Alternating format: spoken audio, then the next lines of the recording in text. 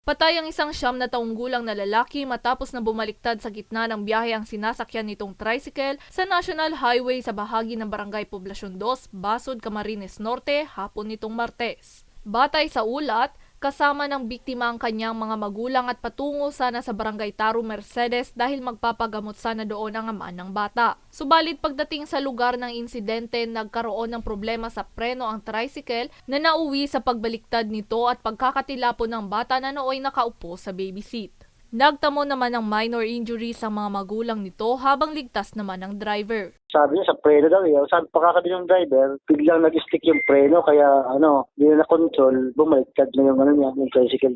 Isinugod pa sila sa ospital, subalit hindi na naisalba pa ang buhay ng bata. Yung bata, ma'am, particular ma'am, doon sa kanyang sa ulo niya. Tapos yung dalawang na mag-asawa, gas-gas na ma'am sa braso, yun na ma'am. Hindi pa nagkakaroon ng pag-uusap ang dalawang panig.